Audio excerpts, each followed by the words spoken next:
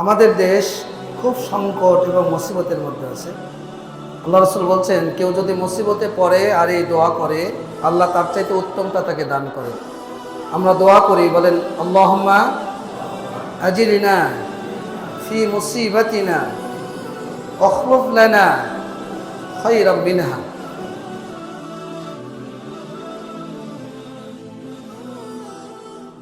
সম্মানিত মুসল্লিবৃন্দ, সংক্ষিপ্ত পরিসরে জুমার খুতবার বিষয় তাওহীদ, তাওহীদে ইবাদত।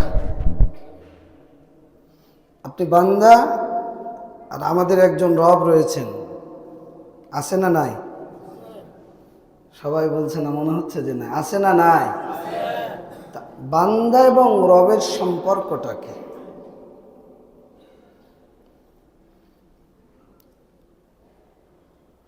আল্লাহ হলেন ইলাহ, আমরা হলাম আব্দ, বান্দা। ইলাহ মানে যিনি ইবাদতের যোগ্য, হকদার। আলাহা ইয়ালাহু আই আবাদা ইয়াবুদু, ইবাদত করা, দাসত্ব করা। এজন্য উলুহিয়া হলো আল্লাহর গুণ আর উবুদিয়া হলো বান্দার গুণ। আপনি আমি আল্লাহর দাসত্ব করব, এজন্য আমরা আব্দ, বান্দা। প্রশ্ন হলো আমরা কেন করব? আল্লাহর প্রথম নির্দেশ যে তোমরা আল্লাহর ইবাদত করো, আর প্রথম নিষেধ হলো আল্লাহর সাথে কাউকে শরীক করো না, যেটা সূরা বাকারার মধ্যে 21-22 নম্বর আয়াতে আল্লাহ বলে দিয়েছেন। তা আল্লাহ কেন ইবাদত করতে বললেন? আমরা যা খাই দেন কে? সবাই বলবেন দেন কে? যা দেখি দেখাই কে? যা শুনি শোনাই কে? আসমান জমিনের মালিক কে? আপনি যে জীবন ধারণ করছেন, এই জীবনের মালিক কে? আল্লাহ। তা আল্লাহ এত কিছু, সব কিছু, পৃথিবীর সব নিয়ামত, আপনার সুস্থতা, আপনার সৌন্দর্যতা, আপনার শারীরিক সক্ষমতা, আপনার ক্ষমতা, আপনার ব্যবসা, আপনার অর্থনীতি, আপনার রাজনীতি, আপনার শক্তিমত্তা, সবকিছুর মালিক কে? আল্লাহ। আল্লাহ এটা দেওয়ার পরে আল্লাহ আপনাকে বলছেন তোমরা ওই আল্লাহর ইবাদত করো যিনি তোমাদেরকে সৃষ্টি করেছেন।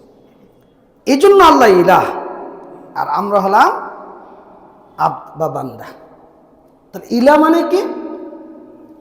ইবনে তাইমিয়া রাহিমাহুল্লাহ বলছেন, ফাইন্নাল ইলাহ হুয়াল মা'বুদ আল্লাযী ইস্তাহিক্কু আন ইউবাদা, যিনি ইবাদতের সত্যিকার হকদার, মা'বুদ, তিনি হলেন ইলাহ। ইবনে তাইমিয়া রাহিমাহুল্লাহ বলছেন, ফাইন্নাল ইলাহ হুয়াল্লাযী তা'লাহুল কুলুব মুহাব্বাতান ওয়া ইনাবাতান ওয়া ইজলালান ওয়া ইকরামান ওয়া তা'যীমান ওয়া যুল্লান ওয়া খুদুওয়ান ওয়া খাউফান ওয়া রাদাআন ওয়া তাওয়াক্কুলান। ইলাহ হলেন তিনি হৃদয়ের গভীর ভালোবাসা, শ্রদ্ধা, ভক্তি, সম্মান, ভয়, ভীতি, আশা, ভরসা করে যার ইবাদত করা হয় তিনি হলেন আল্লাহ, তিনি হলেন ইলাহ। এই ইলাহ সম্পর্কে যারা বিরুদ্ধাচারণকারী, যারা মুশরিক, তারা ইলাহ শব্দের অর্থ বুঝতে ভুল করেছে। সেটা কি? ইলাহ শব্দের বহুবচন হলো আলিহা। আল্লাহ রাব্বুল আলামিন যখন নবী মুহাম্মদ সাল্লাল্লাহু আলাইহি ওয়াসাল্লামকে তাওহীদের দাওয়াত, একচ্ছত্র ইবাদত, আপনার আমার জীবনের যাবতীয় কাজ, যাবতীয় কর্ম, যাবতীয় উদ্দেশ্য একমাত্র করতে হবে কার জন্য? আল্লাহর জন্য। এই জন্যই তো আল্লাহ সৃষ্টি করেছেন। যখন এই দাওয়াতটা মুশরিকদের কাছে আল্লাহ পেশ করলেন রাসূলুল্লাহ সাল্লাল্লাহু আলাইহি সাল্লামের মাধ্যমে, তখন তারা এতে আশ্চর্যান্বিত হলো যে আজালাল আলিহাতা ইলাহান ওয়াহিদা, তুমি কি আমাদের সমস্ত ইলাহদেরকে এক ইলাতে পরিণত করতে চাচ্ছ? ইন্না হাযা লাশাইউন উজাব, এটি তো একটা আশ্চর্যজনক বিষয় যে আমরা 360টি মূর্তির পূজা করি। কতটি? বলেন কতটি? 360টি। আর হঠাৎ করে মুহাম্মদ এসে বলছেন যে সব ইলাবাদ, একমাত্র ইলাকে আল্লাহ। এই জন্য তারা আশ্চর্যান্বিত হয়ে গেলেন, হতবাক হয়ে গেলেন। এই জন্য তাদের মুখ থেকে বের হলো যে আজালাল আলিহাতা ইলাহান ওয়াহিদা, তুমি কি আমাদের এতগুলো ইলাকে এক ইলাতে পরিণত করতে চাচ্ছ? তার মানে তারা আল্লাহকে জানতো, তাদের সৃষ্টিকর্তা আল্লাহ, গোটা পৃথিবীর কর্তৃত্বের মালিক আল্লাহ, গোটা পৃথিবীকে পরিচালনা করেন আল্লাহ, আসমান জমিনের মালিক আল্লাহ, এটা তারা স্বীকার করত। আল্লাহ রাসূলকে আল্লাহ বললেন যে তুমি যদি তাদেরকে বলো যে আসমান জমিনের মালিক কে, সৃষ্টিকর্তাকে, সায়াকুলুনা লিল্লাহ, তারা বলবে যে আল্লাহ। কিন্তু ইবাদতের ক্ষেত্রে তারা এই মূর্তিগুলোর মাধ্যমে আল্লাহর কাছে প্রার্থনা করত, বৃষ্টির জন্য, রিজিকের জন্য, ভাগ্যের জন্য, সন্তানের জন্য, যার কারণে তারা কি ছিল? মুশরিক ছিল। রাসূলুল্লাহ সাল্লাল্লাহু আলাইহি সাল্লাম যখন তাদেরকে এই ইলাগুলো পরিবর্তন করার আহ্বান করলেন যে তোমাকে ডাকতে হলে আল্লাহকেই ডাকতে হবে, ইবাদত করতে হলে আল্লাহর জন্যই করতে হবে, সিজদা দিলে আল্লাহকেই দিতে হবে, সম্মান প্রদর্শন করলে আল্লাহর জন্যই করতে হবে, ভাগ্য নির্ধারণের মালিক কে? আল্লাহ, ক্ষমতা দেওয়ার মালিক কে? আল্লাহ, সব কিছুর মালিক তো আল্লাহ। কিন্তু তারা এটাকে অস্বীকৃতি জ্ঞাপন করলো। তার মানে ইলা শব্দের অর্থ বুঝতে তারা ভুল করেছে। ঠিক অনুরূপভাবেও আমরাও, এটা শুধু সেই ক্ষেত্রে প্রযোজ্য না। আমাদের ইলা কয়জন? বলেন, আমাদের ইলা কয়জন? কে? বিধানদাতা কে? আইনদাতা কে? রিজিকদাতা কে? আল্লাহ। কিন্তু আপনি আল্লাহর বিধানকে বাদ দিয়ে যখন মনের বিধান মানেন, তখন আপনার বিধানদাতা কে? বলেন, আল্লাহ। আল্লাহ বলেছেন টাকনুর নিচে কাপড় পরো না, আপনি টাকনুর নিচে কাপড় পরেন, আপনি কি আল্লাহকে বিধানদাতা মানলেন? আল্লাহ বলেছেন নেশা করো না, আপনি নেশা করলেন, আপনি কি আল্লাহকে বিধানদাতা মানলেন? মানলেন না। তাহলে এটা শুধু কাফের মুশরিকদের মধ্যে সীমাবদ্ধ নয়। বর্তমান বিশ্বে যারা আমরা নামধারী মুসলিম, নিজেদেরকে মুসলিম দাবি করি, তারাও আল্লাহকে স্বীকার করি, কিন্তু নিরঙ্কুশভাবে সার্বিক জীবনে ইবাদতকে যে আল্লাহর জন্য খালেস করতে হবে, এটা আমরা করতে রাজি না। ব্যক্তির ক্ষেত্রে প্রবৃত্তির অনুসরণ করছি, সমাজের ক্ষেত্রে সমাজ নেতার অনুসরণ করছি, ধর্মের ক্ষেত্রে ইমামের অনুসরণ করছি, মানে অন্ধ অনুকরণ। রাজনীতির ক্ষেত্রে রাজনীতিবিদের অনুসরণ করছি। কোরআন সুন্নাহর বাহিরে তারা যে আদেশ করছেন আমরা সেটাকে মেনে নিচ্ছি। আল্লাহর মাসিয়াতের ব্যাপারে যে নির্দেশ দিচ্ছেন আমরা সেটা ফলো করছি, আমরা সেটা আমাদের সার্বিক জীবনে বাস্তবায়ন করছি।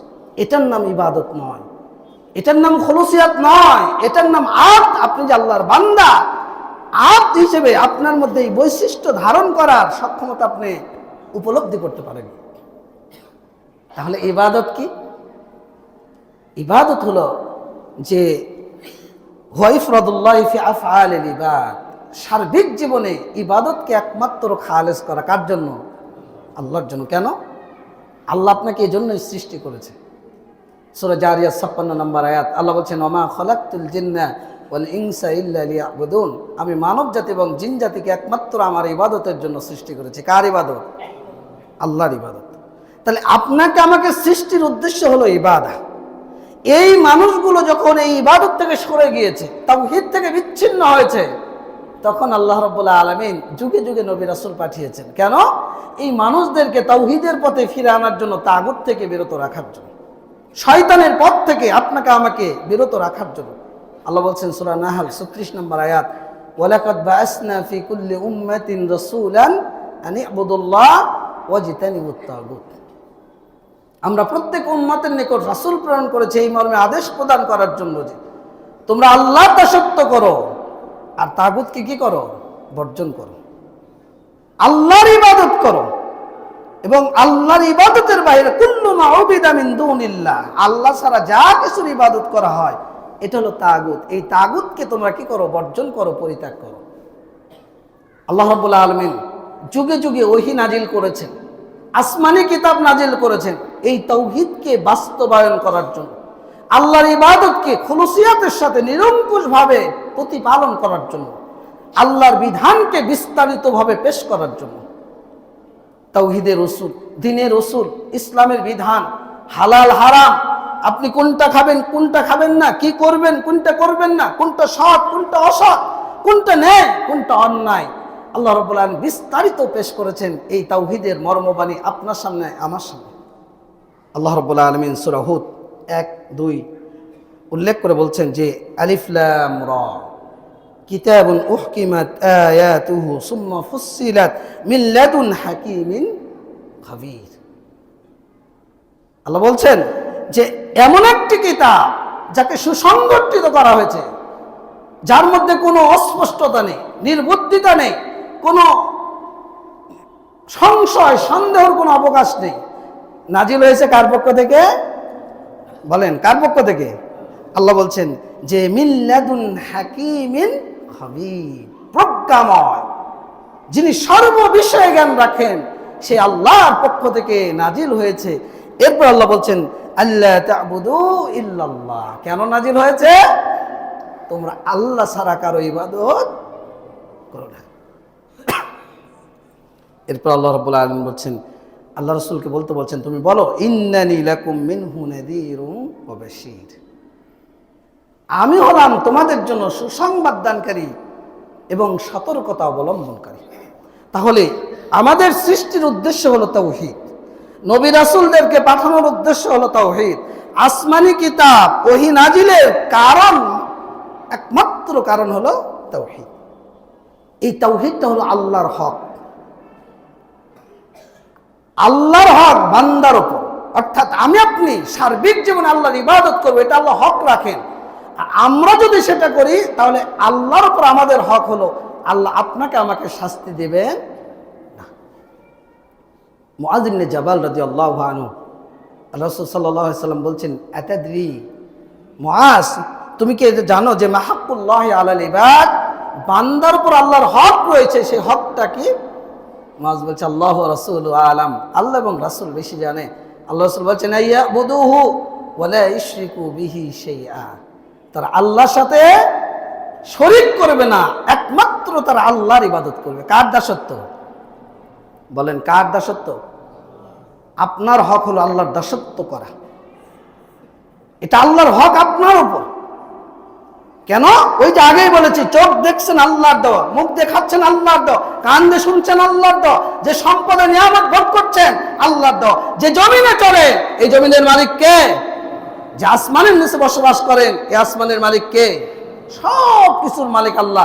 আল্লাহ সব কিছু আপনাকে দিয়েছে, দিয়ে আল্লাহ বলছে এইবার তুমি আল্লাহর ইবাদত করো। যদি আমরা ইবাদত করি নিরঙ্কুশ ভাবে, তাহলে আমাদের উপর আল্লাহর হক কি? আল্লাহ রাসূল বলছেন যে আল্লা ইউআদ্দিবাহুম, মুআয, তোমরা যদি আল্লাহর ইবাদত করো, আল্লাহর সাথে যদি শরীক না করো, তাহলে আল্লাহর হক তোমাদের উপর হলো আল্লাহ তোমাদেরকে শাস্তি দেবেন। সুবহানাল্লাহ, সুবহানাল্লাহ বলবেন না? জাহান্নামের শাস্তি ভোগ করতে চান? সহ্য করতে পারবেন? তাহলে আল্লাহ এত সুন্দর কথা আপনাকে আমাকে জানিয়ে দিচ্ছেন, অন্তত শুকরিয়া তো বের হওয়া দরকার যে আল্লাহু আকবার, যে আল্লাহর যদি ইবাদত করি আল্লাহ আমাদেরকে শাস্তি দেবেন না। তাহলে আপনার আমার করা উচিতটা কি? নিরঙ্কুশভাবে ইবাদতকে একমাত্র আল্লাহর জন্য খালেস করা। তাহলে ইবাদত কি? ইবনে তাইমিয়া রাহিমাহুল্লাহ বলছেন যে ইবাদতুল আল ইবাদতু ইসমুন জামিউন লিকুল্লি মা ইউহিব্বুহুল্লাহু ওয়া ইয়ারদাহু মিনাল আ'মালি ওয়াল আকওয়ালি ওয়াল আফআলি আয-যাহিরা ওয়াল বাতিনা। ইবাদত হলো আল্লাহ যে কথা, যে কর্ম, যে কাজ করলে আল্লাহ খুশি হন, সন্তুষ্ট হন, আল্লাহ ভালোবাসেন, সেটার নাম হলো ইবাদত।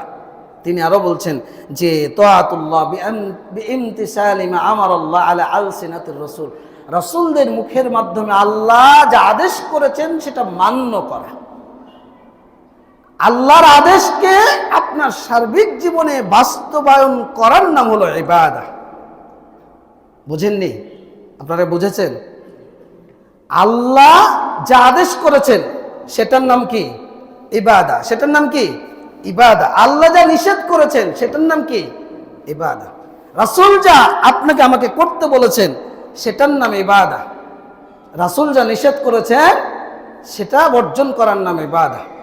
যে কথা বললে আল্লাহ খুশি হন, যে কাজ করলে আল্লাহ খুশি হন, যে কর্ম করলে আল্লাহ খুশি হন, সন্তুষ্ট হন, সেটার নাম ইবাদা। সেটার নাম কি? ইবাদা। তাহলে সালাত পড়লে খুশি হন কে? তাহলে এটা ইবাদা। যাকাত দিলে খুশি হন কে? এটা ইবাদা। সিয়াম পালন করলে খুশি হন কে? আল্লাহ। হজ করলে খুশি হন কে? জিহাদ করলে খুশি হন কে? সাদাকা করলে খুশি হন কে? নফল ইবাদত করলে খুশি হন কে? আল্লাহ। তাহলে আপনার দায়িত্ব হলো এগুলো করা। আল্লাহ আপনাকে যে আদেশ করেছেন, আপনি যদি সালাত না পড়েন অসন্তুষ্ট হবেন কে? তার মানে এটা ইবাদত নয়। আপনি সালাতকে পরিত্যাগ করতে পারবেন না। হারাম যদি ভক্ষণ করেন অসন্তুষ্ট হবেন কে? তার মানে এই কাজ করলে আল্লাহ অসন্তুষ্ট হবেন। নেশা গ্রহণ করলে অসন্তুষ্ট হবেন কে? সুদ খেলে অসন্তুষ্ট হবেন কে? বেপর্দায় চললে অসন্তুষ্ট হবেন কে? মেয়েরা যদি স্বামীর আনুগত্য না করে বৈধ পন্থায় অসন্তুষ্ট হবেন কে? আপনি যদি মিথ্যা বলেন অসন্তুষ্ট হবেন কে? আপনি যদি প্রতারণা করেন, আপনি যদি ঠকবাজি করেন, আপনি যদি চাঁদাবাজি করেন, আপনি যদি লুটতরাজ করেন, আপনি যদি অন্যের হক নষ্ট করেন, অসন্তুষ্ট হবেন কে? এটা হলো শয়তানের ইবাদত। এটার নাম তাগুত। আর নবী রাসূলগণ এসেছিলেন এই তাগুতকে বর্জন করার জন্য। তার মানে যে কথা বললে আল্লাহ খুশি হন, যে কাজ করলে আল্লাহ খুশি হন, যে কর্ম করলে আল্লাহ খুশি হন, আপনার আমার জীবনের শুরু থেকে মরা পর্যন্ত আপনাকে এটাই করতে হবে। যখন কথা বলবেন হিসাব করে কথা বলতে হবে, যে আমি যে কথা বলছি এই কথা বললে আমার রব খুশি হবে কিনা। আপনি যে কর্ম করেন এই কর্ম করার পূর্বে আপনাকে ভাবতে হবে 10 বার যে আমি যে কর্ম করছি এই কর্ম করলে আমার রব খুশি হবে কিনা। আপনি যে আমল করেন এই আমল করার পূর্বে আপনাকে 20 বার ভাবতে হবে যে এই আমলটা আমার রবের কাছে গ্রহণযোগ্য হচ্ছে কিনা। এটার নাম ইবাদা। এটার নাম কি? ইবাদা। এই ইবাদত বুঝতে যারা ভুল করেছে, আমরা বলতে পারি পথভ্রষ্ট যারা, তাদের কাছে ইবাদতের অর্থ কি? এবার আপনার কাছে মেসেজটা ক্লিয়ার হবে যে আপনি আসলেও আল্লাহর বান্দা হিসেবে কতটুকু দায়িত্ব পালন করছেন। ইবাদত আল্লাহ এবং রাসূলের কথার মধ্যে সীমাবদ্ধ। আল্লাহ যা বলেছেন, রাসূল যা বলেছেন, আপনাকে তার মধ্যে সীমাবদ্ধ রাখা, এটার নাম ইবাদা। আল্লাহ রাব্বুল আলামিন সূরা হুদ 112 নম্বর আয়াত বলছেন যে ফাস্তাকিম কামা উমিরতা ওয়া মান তাবা মাআকা ওয়ালা তাদগাও। হে মুহাম্মদ সাল্লাল্লাহু আলাইহি সাল্লাম, আল্লাহর পক্ষ থেকে যে আদিষ্ট হয়েছেন আপনি সেটার উপর অবিচল থাকেন। ফাস্তাকিম কামা উমিরতা, যেভাবে আদিষ্ট হয়েছে। ওয়া মান তাবা মাআকা, শুধু আপনি না, আপনার যারা অনুসারী রয়েছে, যারা তওবা করেছে আপনার সাথে, যারা নিজেদেরকে মুমিন দাবি করে, তারা সহ আল্লাহর রজ্জুকে, হাবলুল্লাহকে শক্তভাবে ধারণ করুন, সুদৃঢ়ভাবে অবস্থান করুন, যেভাবে আপনি আদিষ্ট হয়েছেন। এটা শুধু রাসূলের সীমাবদ্ধ না, আমার আপনার জন্য। ওয়ালা তাদগাও, সীমা লঙ্ঘন করবেন না। রাসূলুল্লাহ সাল্লাল্লাহু আলাইহি সাল্লাম বলছেন, সহিহ মুসলিম 1718 নম্বর হাদিস, মান আমিলা আমালান লাইসা আলাইহি আমরুনা ফাহুয়া রাদ্দ। কেউ যদি কোনো আমল করে আর ওই আমলের ব্যাপারে আমাদের কোনো নির্দেশনা নেই, তাহলে সেটা বাতিল। আপনি কোনো কাজ করছেন, শরীয়ত সমর্থন করে না, নবীর সুন্নাহ তরিকায় নয়, ওটা বাতিল। আপনি কোনো কথা বলছেন, কোনো আমল করছেন, কোনো ইবাদত করছেন, রাসূলের তরিকা যদি না হয় তাহলে সেটা কি? বাতিল। তার মানে আল্লাহ রাসূলের পদ্ধতির বাইরে আপনার আমার আনিত যত পদ্ধতি, আপনার ইবাদত থেকে শুরু করে আপনার জীবন নীতি, পারিবারিক নীতি, অর্থনীতি, সমাজনীতি, রাষ্ট্রনীতি, সব কিছুই রাসূলের তরিকা মোতাবেক যদি না হয় তাহলে সেটা কি? বাতিল। সহিহ বুখারীর হাদিস 2499 নম্বর, রাসূল সাল্লাল্লাহু আলাইহি সাল্লাম বলছেন, আয়েশা রাদিয়াল্লাহু থেকে বর্ণিত, মান আহদাসা ফি আমরিনা হাযা মা লাইসা মিনহু ফাহুয়া রাদ্দ। কেউ যদি দিনের মধ্যে কোনো নতুন কোনো বিধান সৃষ্টি করে, ইবাদতের ক্ষেত্রে হোক, মুআমালাতের ক্ষেত্রে হোক, জিকিরের ক্ষেত্রে হোক, যে কোনো ক্ষেত্রে, নবী করেনি, আপনি নতুন একটা ইসলামের নাম করে অপব্যাখ্যা দিয়ে আপনি দিনের মধ্যে তৈরি করলেন, মানুষকে ভুল আকীদা দিয়ে, ভুল বিশ্বাস দিয়ে, ভুল থিওরি দিয়ে আপনি যদি কোনো বিধান চালু করেন, আল্লাহ রাসূল বলছেন মান আহদাসা ফি আমরিনা হাযা মা লাইসা মিনহু ফাহুয়া রাদ্দুন, তাহলে সেটাও বাতিল। তাহলে এই তিনটা দলিল থেকে ইবাদত সীমাবদ্ধতা নির্ধারণ হয়ে গেল, যে ইবাদতের মধ্যে আল্লাহ এবং রাসূল কর্তৃক যা বিধান আপনি সেটাই মানতে বাধ্য। এর মধ্যে কোনো অবহেলা, কোনো ত্রুটি, কোনো ছলনা, কোনো বৃদ্ধাচারণ, কোনো চরমপন্থী আপনি আমি অবলম্বন করার কোনো সুযোগ নেই। আর একটা হাদিস আপনাকে স্পষ্ট করে দেই, সহিহ বুখারীর 5063 নম্বর হাদিস, আনাস রাদিয়াল্লাহু থেকে বর্ণিত। তিনটা ব্যক্তি আসলেন রাসূলের কাছে, রাসূলের পরিবারের কাছে, রাসূলের ইবাদত জানার জন্য। তো এসে আল্লাহ রাসূলকে পেলেন না, স্ত্রীদেরকে জিজ্ঞাসা করলেন যে রাসূলের ইবাদত কেমন ছিল। আল্লাহ রাসূলের স্ত্রীরা বর্ণনা করলেন যে তিনি এমন এমন ইবাদত করতেন। তো তিনজন ব্যক্তির কাছে আকাল্লু খুব কম মনে হলো যে আমরা নগণ্য ব্যক্তি, আল্লাহ রাসূল কোথায়, যার জীবনের শুরু থেকে শেষ পর্যন্ত আল্লাহ সকল গুনাহ ক্ষমা করে দিয়েছেন, এরপরেও তার ইবাদত, আল্লাহর প্রতি তার অনুগ্রহ, আল্লাহর নিয়ামতের তার শুকরিয়া, আল্লাহ রাসূল কত ইবাদত করেন, আর আমরা তো নগণ্য। তিনজন সিদ্ধান্ত নিল যে আমি সারা রাত সালাত পড়ব, ঘুমাবো না। আরেকজন বলছে আমি সারা দিন সিয়াম পালন করব, আমি সিয়াম কোনোদিন ভঙ্গ করব না। আরেকজন বলছে যে আমি বিবাহই করব না, নারীদের কাছেই যাব না, কারণ নারীর কাছে গেলেই ফিতনা, স্ত্রী সহবাসের ব্যাপার আছে, সময় দেওয়ার ব্যাপার আছে, ইবাদতে ঘাটতে হবে, আমি বিয়েই করব না। এই তিনজন ব্যক্তি সিদ্ধান্ত নিয়ে চলে যাচ্ছেন। আল্লাহ রাব্বুল আলামিন ওহীর মাধ্যমে রাসূলুল্লাহ সাল্লাল্লাহু আলাইহি সাল্লামকে জানিয়ে দিলেন এই ঘটনা। আল্লাহ রাসূল ফিরে আসছেন, প্রতিমধ্যে তিনজনের সাথে দেখা হলো। আল্লাহ রাসূল বলছেন আনতুমুল লাযীনা কুলতুম কাযা ওয়া কাযা, তোমরা কি ওই সমস্ত ব্যক্তি এমন এমন কথা বলছিলে?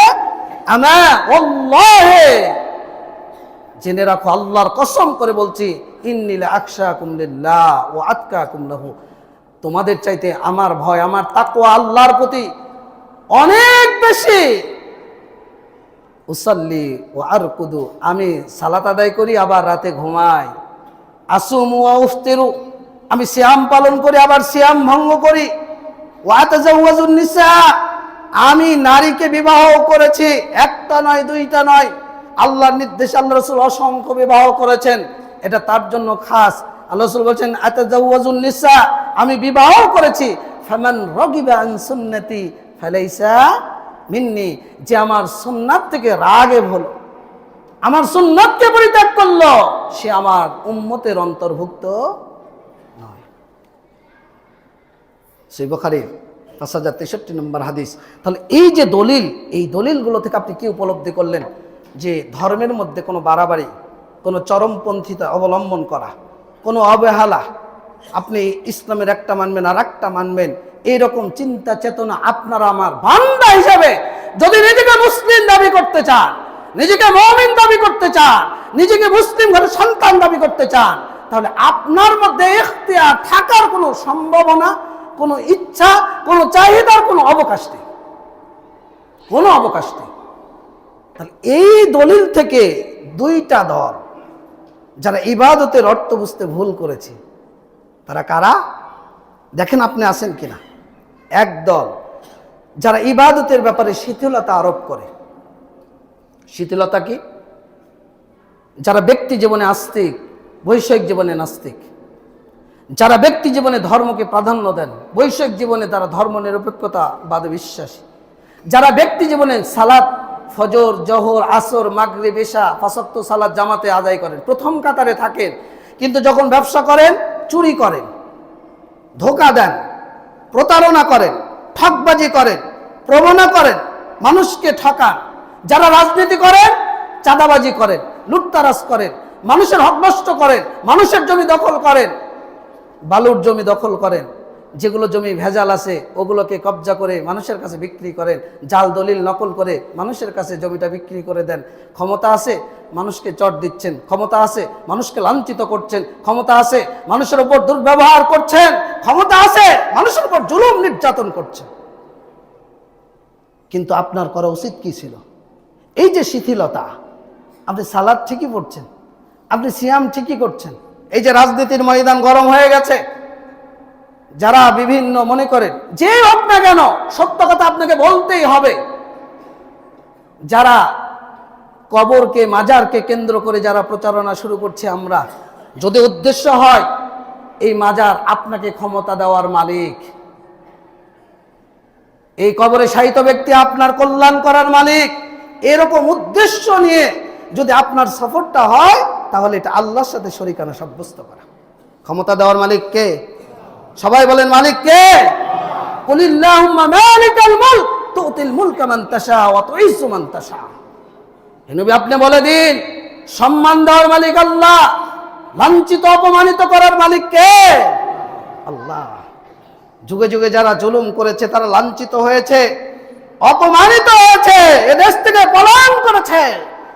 আপনার দ্বারাও যদি জুলুম হয়, আপনি যদি মানুষের উপর অত্যাচার করেন, ঠিক আপনার আমার করুণ দশাও তাই হবে। কারণ আল্লাহ জালেমকে ছেড়ে দেন কিন্তু ছাড় দেন না। আপনি সালাত পড়েন, আবার এটাও মারেন, মারেন না? মারেন না? আপনি সালাত পড়েন, আবার চায়ের স্টলে এক একটা সংসদ তৈরি হয়েছে, স্টার জালসা, জি বাংলা, বাংলাদেশের গান বাজনা নাটক সিনেমা ছাড়া পরিবার চায়ের স্টলগুলো চলে না। অথচ আল্লাহ বলছেন ওয়ালা তাকরাবুজ জিনা, তুমি জিনার নিকটবর্তী হয় না, মা যাহারা মিনহা মা বাতানা, প্রকাশ্য হোক অপ্রকাশ্য হোক। কিন্তু পরিবারে যে স্টার জলসা জি বাংলা নিয়ে আপনার স্ত্রী পরিবার পরিজন পরে আছে, বলেন তো এটা জেনা না? জেনা না? জেনা। তাহলে এই যে আপনার শিথিলতা, আপনি হলেন শৈথিল্যবাদী। ইবাদত শব্দের অর্থ আপনি বুঝতে ভুল করেছেন। এই জন্য আল্লাহ রাব্বুল আলামিন সূরা বাকারা 208 নম্বর আয়াত আপনাকে আমাকে বলছেন, ইয়া আইয়ুহাল্লাযীনা আমানু উদখুলু ফিস সিলমি কাফাতান ওয়া লা তাত্তাবিউ খুতুওয়াতিশ শাইতান। ও যারা ঈমানদার, যারা আল্লাহর প্রতি ঈমান এনেছো, তারা ইসলামের মধ্যে পূর্ণাঙ্গ রূপে প্রবেশ করো।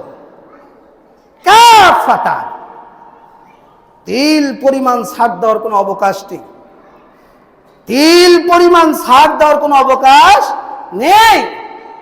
আপনার জীবনে ভুল হতে পারে, হয়ে যেতে পারে, সালেফে সালিহিনের অনুসরণ করুন, সাথে সাথে তওবা ইস্তেগফার করুন, ফিরে আসুন রবের দিকে। নবীরাও ভুল করেছে। মুসা আলাইহিস সালাম এলাকায় ঢুকলেন, তার কওম আর তার শত্রু কওম দুইজনের মধ্যে ঝগড়া বেঁধে গেল। মুসা আর কওমের লোক মুসাকে বললেন আমাকে সহযোগিতা করো, সাহায্য করো। শত্রুকে এক চড় মেরে দিলেন মুসা আলাইহিস সালাম, শত্রু মারা গেলেন। শত্রুর বংশধর খেপে গেল। মুসা উপলব্ধি করলেন এটা আমি ভুল করেছি, সাথে সাথে তওবা করলেন। কার কাছে? বলেন কার কাছে? আল্লাহর কাছে। আল্লাহ আমি ভুল করেছি, আল্লাহ তাকে ক্ষমা করে দিলেন। সুবহানাল্লাহ। নবী রাসূলগণ সাহাবীগণ জিনা করেছেন, ভুল করেছেন, নবীর কাছে এসে তওবা ইস্তেগফার, আল্লাহ রাসূল আমাকে পবিত্র করুন, আল্লাহর কাছে তওবা করেছে, নবীর কাছে এসে হুদুদ কায়েমের জন্য প্রার্থনা করছে। আল্লাহ রাব্বুল আলামিন তাকে এমন তওবা করা করেছিলেন, আল্লাহ রাসূল বলছেন তার তওবাকে যদি দুনিয়ার মধ্যে ভাগ করে দেওয়া হয় লাকাফাতাহুম, তাহলে দুনিয়াবাসীর জন্য তাদের তওবা যথেষ্ট হয়ে যাবে। সুবহানাল্লাহ। তাহলে আপনি আমি ভুল করতে পারি, তাহলে তওবা যদি করি কবুল করবেন কে? আল্লাহ। তাহলে এই যে শিথিলতা আপনার মধ্যে, আপনি হলেন শৈথিল্যবাদী। আপনি কি শৈথিল্যবাদী? একটা মানছেন আর একটা মানছেন না, একটা স্বীকার করছেন আর একটা অস্বীকার করছেন। আফাতুমিনুনা বিবাদিল কিতাব ওয়া তাকফুরুনা বিবাদ। আল্লাহ বলছেন তোমরা কি কোরআনের কিছু মানবে আর কিছু অস্বীকার করবে? যদি এমনটা আপনার নীতি হয়, তাহলে দুনিয়া জীবনে আল্লাহ আপনাকে লাঞ্ছিত করবেন, লাঞ্ছিত করবেন, লাঞ্ছিত করবেন, আর আখিরাতের জন্য আল্লাহ কঠিন শাস্তির ব্যবস্থা করে রেখেছেন। যদি সহ্য করার ক্ষমতা আপনার থাকে তাহলে আপনি চলতে থাকুন, কোনো সমস্যা নেই। কিন্তু আপনাকে সতর্ক করার দায়িত্ব, নিজের সতর্ক হওয়ার দায়িত্ব। এই জন্য বললাম। দ্বিতীয় নাম্বার দল, তারা ইবাদতের অর্থ ভুল বুঝেছে। তারা কারা? চরমপন্থী এবং জঙ্গি। হালালকে হারাম বলে দিচ্ছে, হারামকে হালাল বলে দিচ্ছে, নফলকে সুন্নাহ বলে দিচ্ছে, সুন্নাহকে ওয়াজিব বলে দিচ্ছে, ওয়াজিবকে ফরজ বলে দিচ্ছে। এরকম চরমপন্থী আমাদের দেশে বহু। একসময় বাংলাদেশের মাটিতে জঙ্গি নামে একদল মানুষ তাদের আকীদা তারা লালন করত, যে ঢাকা জেলার জজ কোরআন সুন্নাহর বাহিরে ফতোয়া দিয়েছে, বিচার ফয়সালা করেছে, ওকে ঠুস করে মারা দাও, তাহলে কি হবে? দিন কায়েম হয়ে যাবে। এটা চরমপন্থী জঙ্গিপনা আকীদা। রাতারাতি ব্যালটের মুলেটের মাধ্যমে ইসলামী রাষ্ট্র কায়েম হয়ে যাবে। এটা চরমপন্থী। এরপরে বর্তমান প্রেক্ষাপটে যারা বলছেন অমুক দল না করলে আপনি অমুসলিম হয়ে যাবেন, আপনি অমুক দলে ভোট না দিলে আপনি জান্নাতে যেতে পারবেন না, ভোটটা দিলেও আপনি জান্নাতে যাবেন, ভোট না দিলে আপনার ঈমান থাকবে না, কালেমা, সালাত, সিয়াম, হজ, যাকাত এগুলোর চাইতে সবচাইতে বড় ফরজ হলো রাষ্ট্র ক্ষমতা দখল করা, রাষ্ট্রীয় নেতা নির্বাচন করা। এরপরে বিড়িতে সুকটান মারলে নাকি আল্লাহ আপনাকে এই ওসিলায় নাজাত দিয়ে দিবে। এরপরে বলছে কাউকে যদি আপনি একটা ভোট দেন আর এক ভোটের বিনিময়ে যদি সৎ মানুষ আসে তাহলে নাকি 18 কোটি মানুষের নামাজের নেকি আপনি পেয়ে যাবেন। এই যে চরমপন্থী আকীদা, আপনাকে কে ব্যাখ্যা দিতে বলেছে? জান্নাত দেওয়ার মালিক কে? বলেন, জান্নাত দেওয়ার মালিক কে? আল্লাহ জান্নাতের শর্ত দিয়েছে, ইন্নাল্লাযীনা আমানু ওয়া আমিলুস সালিহাত কানাত লাহুম জান্নাতুল ফিরদাউসি নুজুলা। আল্লাহ বলছেন যারা ঈমান এনেছে, আমলে সালেহ করেছে,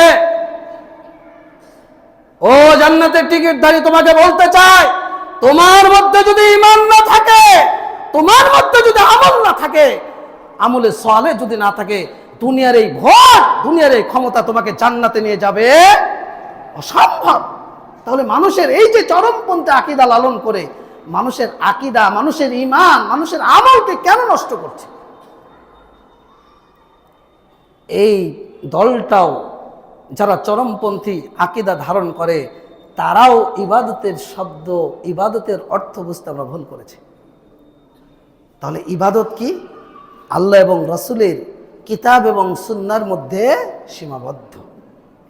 রাসূলুল্লাহ সাল্লাল্লাহু আলাইহি সাল্লাম বলছেন, সহিহ মুসলিম 868 নম্বর হাদিস, জাবের রাদিয়াল্লাহু থেকে বর্ণিত, قال رسول الله صلى الله عليه وسلم أما بعد فإن خير الحديث كتاب الله وخير الهدي هدي محمد صلى الله عليه وسلم وشر الأمور محدثاتها وكل بدعة ضلالة وكل ضلالة في النار। রাসূল সাল্লাল্লাহু আলাইহি ওয়াসাল্লাম বলছেন, فإن خير الحديث كتاب الله, সবচাইতে উত্তম বাণী হলো কার কিতাব? কার কিতাব? আপনারা কি বোবা? আমি তো আপনার অনুমতি দিচ্ছি, আপনার জবাবটা আসলে ক্ষতি হবে, আপনার কষ্ট হবে। বলেন তো, সর্বোত্তম বাণী কার? আর সর্বোত্তম হিদায়াত কার? তাহলে আপনি আল্লাহর বাণীকে বাদ দিয়ে, নবীর হিদায়াতকে বাদ দিয়ে আপনি এই দুই নীতি অবলম্বন করলেন কেন? এজন্য আপনাকে বলছি ভাই, আকীদাকে পরিশুদ্ধ করুন। আপনি শিথিলতা আরোপ করেন না আপনার জীবনে, আবার আপনি চরমপন্থী আকার ধারণ করবেন না। দুনিয়ার সীমা খুব সামান্য, আখিরাতের সীমা সীমাহীন, সীমাহীন, যার কোনো সীমা নেই, চিরদিন, চিরকাল, চিরস্থায়ী। এজন্য দুনিয়ার সামান্য পাওয়ার জন্য, দুনিয়ার সামান্য আকাঙ্ক্ষার জন্য আপনার ইবাদত, আপনার ঈমান, আপনার আমল বিসর্জন দেওয়ার চেষ্টা করবেন না। এই ইবাদত, আপনি যে ইবাদত করেন, এই ইবাদতের রুকন, আপনাকে যদি আমি প্রশ্ন করি, এখানে সবাই মুসলিম আলহামদুলিল্লাহ, এবং সবাই আমরা অধিকাংশ নিজেদেরকে আহলুল হাদিস দাবি করি, সালাফি দাবি করি। আমি যদি আজকে বেড়াইত পূর্বপাড়া মসজিদে আপনাদের মুসল্লিদেরকে বলি যে 2 জন হাত তোলেন তো, ইবাদতের রুকন কয়টা? আমার মনে হয় না যে জবাব সঠিক আসবে। আমি আপনাদেরকে ছোট করছি না, আপনাদের উপলব্ধি তৈরি করছি যে আপনি কেমন মুসলিম। যে ভিত্তির উপরে আপনার ইবাদত কবুল হবে, যে ভিত্তির উপরে আপনার ইবাদত দাঁড়িয়ে থাকবে, যে ভিত্তির উপরে আপনার ইবাদত আল্লাহর কাছে প্রতিষ্ঠিত হবে, সেই ভিত্তিটা আপনাদের আমার জানা নেই। এই মসজিদ করেছেন কয়তলা? কয়তলা? 3 তলা। তো এই যে এত বড় ছাদ, বাংলাদেশের সবচেয়ে আহলে হাদিস বড় মসজিদ, তাই না? আপনারা দাবি করেন, আমরাও বলি যে বাংলাদেশের সবচেয়ে বড় মসজিদ বেড়াইত পূর্বপাড়া মসজিদ। তো এই ভিত্তিটা আপনারা দিয়েছেন 3 তলার, এর নিচে একটা আন্ডারগ্রাউন্ডের একটা মজবুত ভিত্তি আছে, তাই না? নাকি এই ছাদ এমনি আছে? যদি ভিত্তিটা ঠিক না থাকতো তাহলে তো আমরা ভেঙে পড়ে যেতাম। তাহলে আপনি যে ইবাদত করেন, এই ইবাদতের একটা ভিত্তি রয়েছে, আপনার মধ্যে আছে কিনা? যদি না থাকে তাহলে আজকে জেনে নিন, ইবাদতের ভিত্তি 3টি। কয়টি? 3টি। 1, ভালোবাসা, মোহাব্বত। আমরা যে আজকে সালাত পড়তে আসছি, কার ভালোবাসার জন্য? কার সন্তুষ্টির জন্য? আল্লাহ। তা আপনার প্রত্যেকটা ইবাদতের মধ্যে ভিত্তি থাকতে হবে। আপনি চুরি করতে গেছেন, চুরিটাকে আল্লাহর জন্য করেছেন, তার মানে চুরি আপনি করতে পারবেন না। চাঁদাবাজি করতে গেছেন, এটাকে আল্লাহর জন্য করেছেন, তার মানে করা যাবে না। ধর্মের অপব্যাখ্যা দিয়ে জান্নাতের টিকিট দিচ্ছেন, এটাকে আল্লাহর জন্য দিচ্ছেন, তাহলে সন্তুষ্টি কার? যে ইবাদতে আপনি করেন মুহাব্বত কার? আল্লাহ। 2, পরিপূর্ণ আশা। আপনি যে কাজটা আল্লাহর মুহাব্বত নিয়ে করছেন, কিসের আশায়? বলেন, সবাই বলেন, কিসের আশায়? জান্নাতের আশায়। সালাত পড়তে আসছেন আল্লাহর খুশি করার জন্য, জান্নাতের আশায়। কিসের ভয়ে? 3, ভয়। কিসের ভয়ে? আল্লাহর ভয়ে। কারণ কিয়ামতের ময়দানে আপনাকে কি করতে হবে? দাঁড়াতে হবে না? হবে না? কার সামনে? ইসআলু আন খামসিন, আন উমরিহি ফিমা আফনাহু, ওয়া আন শাবাবিহি ফিমা আফনাহু, ওয়া আন মালিহি মিন আইনা ইকতাসাবাহু ওয়া ফিমা আনফাকাহু। ও লড়াইবাসী, আপনাকে বলে যাচ্ছি, আপনার বয়স হয়েছে 40, 50, 60 বছর। এই বয়সের জবাব কিয়ামতের ময়দানে দিতে হবে। আপনি যৌবনপ্রাপ্ত যুবক বেড়াইদের, যুবক ভাই, তোমাকে বলছি, তোমার যৌবনের হিসাব রবের সামনে দিতে হবে। যারা সম্পদশালী, যাদের যেটুকু সম্পদ রয়েছে, কোন পথে আর্ন করেছেন, কোন পথে আপনি এই টাকাটা উপার্জন করেছেন, অফিম আনফাকা, কোন পথে ব্যয় করেছেন, জবাব দিতে হবে কাকে? আল্লাহকে। এই যে ভয়, এই 3টা জিনিস যদি কোনো বান্দার মধ্যে থাকে, ওই বান্দা চাঁদাবাজি করতে পারে, প্রতারক হতে পারে, ঠকবাজ হতে পারে, ফজরের সালাত পরিত্যাগ করে ওই ব্যক্তি কি ঘুমিয়ে থাকতে পারে? যদি থাকতে না পারে, তাহলে আপনি ফজরে কোথায় ছিলেন? আপনাকে বলছি আমি, বলেন আপনি কোথায় ছিলেন? আপনি তো এই মহল্লার অধিবাসী। এত বড় মসজিদ, জুমার দিন মসজিদ ভর্তি হয়ে যায়, তাহলে ফজরের সময় 1.5 কাতার মানুষ কেন মসজিদে? আপনার ভয়টা কোথায়? আল্লাহকে একটু ভয় করেন না? আল্লাহর একটু ভয় আপনার অন্তরে জাগ্রত হয় না? আপনি এখনই মারা যান ফজরটা কাজা করে, অলসতা অবহেলায় ঘুমিয়ে কাটিয়ে। আজকে আপনার বাড়ির মেহমান আপনাকে ওই বাড়িতে রাখবে না, 4 জন কাঁধে তুলে আপনাকে কবরে শায়িত রেখে আসবে, কবরের মধ্যে ফেলে রেখে আসবে। তখন আপনি জবাব দিবেন কি? মান রব্বুকা, মা দীনুকা, মান নবিয়ুকা। আবার এখানেও ইমানের ঘাটতি শুরু হয়ে গেছে, যে কবরে গিয়ে নাকি প্রথম প্রশ্ন করবে, তুমি কোন দল করেছিলে, তোমার নেতা কে ছিল, কোন দলে তুমি ভোট দিয়েছিলে। সাধারণ মানুষের মধ্যে কিভাবে ইমানের বিভ্রান্তি, আমলের বিভ্রান্তি, আকীদার বিভ্রান্তি কিভাবে তৈরি করা হচ্ছে। আপনি সজাগ হন, সতর্ক হন। আপনাকে বারবার বলছি, ইমানকে বিসর্জন দেন না, আমলকে বিসর্জন দেন। এই 3টা জিনিস আল্লাহ কোরআনের মধ্যে, যে সূরা আমরা দৈনিক 70 বার তেলাওয়াত করি, আল্লাহ বলে দিয়েছেন আলহামদুলিল্লাহি রাব্বিল আলামিন। বলেন আলহামদুলিল্লাহি রাব্বিল আলামিন, আর রহমান মালিক ইয়াউমিদ্দিন। দাঁড়িয়েই প্রশংসা করলেন কার? সালাতে দাঁড়িয়ে প্রথম প্রশংসা মুহাব্বত, এটা হলো 1 নম্বর। আর রহমান রহিম, দয়াময় দয়ালু কে? আল্লাহ। আশা করেন কার কাছে? যিনি রহমান। মালিক ইয়াউমিদ্দিন, বিচার দিবসের মালিক কে? বিচার দিবসে আপনাকে দাঁড়াতে হবে না? আপনার প্রতারণার জন্য ব্যবসা করেন, মানুষকে ফাঁকিবাজি দিচ্ছেন, মিথ্যা কসম করে মাল বিক্রি করছেন, ফলের মধ্যে ফরমালিন মিশিয়ে মানুষকে ঠকাচ্ছেন। আপনার কি একটু ভয় হয় না যে বিচার দিবসের সামনে, আল্লাহর সামনে আমাকে দাঁড়াতে হবে? এই জন্য ইবাদতের এই 3টা রকম আপনাকে মনে রাখতে হবে। এরপরে ইবাদতের শর্ত। ইবাদতের শর্ত কয়টা? 2টা। কয়টা? 2টা। 1, যে ইবাদত করবেন কাকে খুশি করার জন্য। 2, যে ইবাদত করছেন কোন পদ্ধতিতে করবেন? রাসূলের পদ্ধতিতে। যদি আল্লাহর সন্তুষ্টির জন্য করছেন, বাংলার অনেক মানুষ সালাত পড়ি আমরা, কিন্তু নবীর তরিকায় পড়ি না। যদি আল্লাহকে খুশি করার জন্য হয়, নবীর তরিকায় না হয়, আল্লাহ ওটা কবুল করবেন। আবার নবীর তরিকায় হলো আল্লাহকে খুশি করার জন্য করলেন না, তাহলেও আল্লাহ কবুল করবেন না। আল্লাহ রাব্বুল আলামিন বলছেন, ফামান কানা ইয়ারজু লিকা রাব্বিহি ফালইআমাল আমালান সালিহা ওয়া লা ইউশরিক বিইবাদাতি রাব্বিহি আহাদা। আল্লাহ রাব্বুল আলামিন বলছেন, যে ব্যক্তি আল্লাহর সাক্ষাৎ পেতে চায়, আমরা কি আল্লাহর সাক্ষাৎ পেতে চাই? কারা চায়? হাত তুলি তো দেখি। আল্লাহ তুমি এই হাতগুলোকে কবুল করো, বলেন আমিন আমিন আমিন। তাহলে আমাদেরকে দুইটা কাজ করতে হবে, যে আমলই করেন না কেন, যে কাজই করেন না কেন, সন্তুষ্ট চাইবেন কার? আর যে তরিকায় করবেন, কার তরিকায়? কার মানহাজের আলোকে? নবী রাসূলদের মানহাজের আলোকে, সালফে সালিহিনের মানহাজের আলোকে। তাহলেই আপনার ইবাদত কবুল হবে। রাসূল সাল্লাল্লাহু আলাইহি সাল্লাম আপনাকে আমাকে সেটাই জানিয়ে দিয়েছেন। কারণ ইন্নাল্লাহা লা ইয়াকবালু মিনাল আমালি ইল্লা মা কানা লাহু খালিসান ওয়া বুতুগিয়া লাহু ওয়াজহুহু। যদি আল্লাহর সন্তুষ্টির জন্য আপনার কোনো আমল না হয়, তাহলে ওই আমল আল্লাহ কবুল করবেন না। এই যে ইবাদত, এই ইবাদত নিয়েই নবী রাসূলদের আগমন ঘটেছিল। এই দাওয়াত নিয়েই নবী রাসূলগণ জাতির সামনে এসেছিলেন। যত নবী রাসূলের দ্বন্দ্ব, ফাসাদ, শত্রুতা সব কিছু নির্ভর করেছিল এই দাওয়াতের উপর, এই ইবাদতের উপর, এই তাওহীদের জন্য।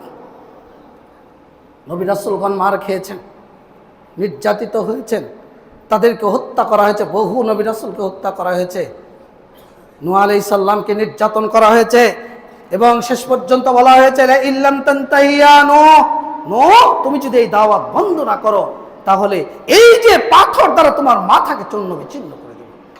ইব্রাহিম আলাইহিস সালাম এই দাওয়াতের জন্য পরিবার থেকে বহিষ্কৃত হয়েছেন, সমাজ থেকে বহিষ্কৃত হয়েছেন, রাষ্ট্র থেকে বহিষ্কৃত হয়েছেন। তার পিতা বলছেন লা ইল্লাম তানতাহি ইয়া ইব্রাহিম, ইব্রাহিম তুমি এই দাওয়াত যদি বন্ধ না করো, লা আরজুমান্নাকা ওয়াহজুরনি মালিয়া, এই যে পাথর দ্বারা তোমার মাথাকে আমি চূর্ণ বিচূর্ণ করে দেবো, বের হয়ে যাও, তোমার মতো সন্তানের প্রয়োজন নেই। রাষ্ট্র তাকে আগুনের মধ্যে ফেলে দিয়েছে। নবী মুহাম্মদ সাল্লাল্লাহু আলাইহি সাল্লাম নির্যাতিত হয়েছেন, নিষ্পেষিত হয়েছেন, সাহাবীদেরকে হত্যা করা হয়েছে, তাকে সমাজচ্যুত করা হয়েছে, তাকে সেই হিসাবে আবি তালেবে 3 বছর কারা অন্তরীণ করা হয়েছে, একমাত্র এই তাওহীদের জন্য, সার্বিক জীবনে নিরঙ্কুশ ইবাদত আল্লাহর জন্য খালেস করার জন্য এবং দাওয়াত দেওয়ার জন্য। আপনাকে খাব্বাবের কথা মনে রাখতে হবে, আপনাকে মুসআবের কথা মনে রাখতে হবে, আবু তালহার কথা মনে রাখতে হবে, যারা জীবন দিয়েছে, সুমাইয়ার কথা মনে রাখতে হবে। তারা কি দুনিয়ার জন্য জীবন দিয়েছিলেন না আল্লাহর জন্য? বিলাল নির্যাতিত হয়েছিলেন কিসের জন্য? আল্লাহর জন্য। মুসআব নির্যাতিত হয়েছে, নিহত হয়েছেন কিসের জন্য? আল্লাহর জন্য। আবু তালহা রাদিয়াল্লাহু আনহু, উহুদ ময়দানে যুদ্ধ চলছে, রাসূলুল্লাহ সাল্লাল্লাহু আলাইহি সাল্লাম, সাহাবীরা পৃথক হয়ে গেলেন, 9 জন সাহাবীকে নিয়ে আল্লাহ রাসূল পৃথক হয়ে গেলেন, পাহাড়ের চূড়ায় অবস্থান করছেন। শত্রুরা আক্রমণ করলো, আল্লাহ রাসূলকে টার্গেট, তারা তীর ছুটছে, হামলা করছে। রাসূল সাল্লাল্লাহু আলাইহি সাল্লাম সাহাবীদেরকে ডাকলেন, মাইয়ারুদ্দু আন্না ফালাহুল জান্নাহ, আমাদের পক্ষ থেকে কে তাদেরকে প্রতিহত করবে, তাদের জন্য জান্নাত, সে আমার সাথে জান্নাতে অবস্থান করবে। আল্লাহ রাসূলের সাহাবী 7 জন আনসারী, 2 জন মুহাজির সাহাবী আল্লাহ রাসূলের সামনে ঢাল হয়ে দাঁড়িয়ে গেলেন। আঘাত আসছে রাসূলের চোখের সামনে, দ্বীনের জন্য, আল্লাহ সন্তুষ্টির জন্য, ইসলামের জন্য, নবীর জন্য তারা রাসূলের চোখের সামনে শহীদ হয়ে গেলেন। আল্লাহ রাসূল বলছেন, মা আনসাবনা আলা সাহাবিনা, আমরা আমাদের সাথীদের সাথে ইনসাফ করতে পারলাম না। 2 জন মুহাজির সাহাবী দাঁড়িয়ে গেলেন। আল্লাহ রাসূল মাথা উত্তোলন করে কাফেরদের দৃশ্যটা লক্ষ্য করার চেষ্টা করছেন। আবু তালহা রাদিয়াল্লাহু আনহু এই দৃশ্য দেখে আল্লাহ রাসূলকে বলছেন, আল্লাহ রাসূল আপনি আপনার মাথাটা উত্তোলন করবেন না, শত্রুদের তীরটা এসে আপনার বুকে বিদ্ধ হতে পারে। মনে রাখবেন, নাহরি দুনা নাহরিকা, আপনার বুকের পরিবর্তে রয়েছে আবু তালহার বুক। জীবন যদি দিতে হয় আগে আবু তালহা দেবে। এটা কিসের জন্য? তাওহীদের জন্য, তাওহীদে ইবাদতের জন্য। আজকে আপনাদের প্রতি আমি ওই উদাত্ত আহ্বান জানাই, আসুন আমরা ওই তাওহীদকে গ্রহণ করি, এই জাহিলিয়াতকে পরিত্যাগ করে দুনিয়ার চাওয়া পাওয়া, আশা আকাঙ্ক্ষা, যে আশা যে আকাঙ্ক্ষা আপনাকে জান্নাত থেকে বঞ্চিত করে, যে আশা আকাঙ্ক্ষা আপনাকে জাহান্নামে নিযুক্ত করে, ওই আশা পরিত্যাগ করুন, ওই আকাঙ্ক্ষা পরিত্যাগ করুন, ওই অভিলাষকে পরিত্যাগ করুন। আপনার জীবনের একমাত্র উদ্দেশ্য, আপনার কুরবানি, আপনার সালাত, আপনার জীবন, আপনার মরণ কার জন্য? বলেন কার জন্য? ঘোষণা করবেন যে ইন্না সালাতি ওয়া নুসুকি ওয়া মাহইয়া ওয়া মামাতি লিল্লাহি রাব্বিল আলামিন। আমার সালাত, আমার সিয়াম, আমার কুরবানি, আমার জীবন, আমার মরণ কার জন্য? আল্লাহর জন্য। দুনিয়ার কোনো খেল তামাশায় যেন আপনার এই জীবনটাকে নষ্ট করতে না পারে। আল্লাহ আমাদেরকে তাওহীদ বোঝার তৌফিক দান করুন। আল্লাহ আমাদেরকে তাওহীদের উপলব্ধি দান করুন। আল্লাহ আমাদেরকে যথাযথভাবে তাওহীদে ইবাদা, আমরা যে বান্দা, আমাদের যে হক রয়েছে এই হকটা বোঝার তৌফিক দান করুন, এবং আল্লাহর যে হক রয়েছে আমরা যেন যথাযথ আদায় করতে পারি। আল্লাহ তুমি আমাদেরকে সেই তৌফিক দান করো। আমিন। বারাকাল্লাহু লানা ওয়া লাকুম ফিল কুরআনিল আযীম।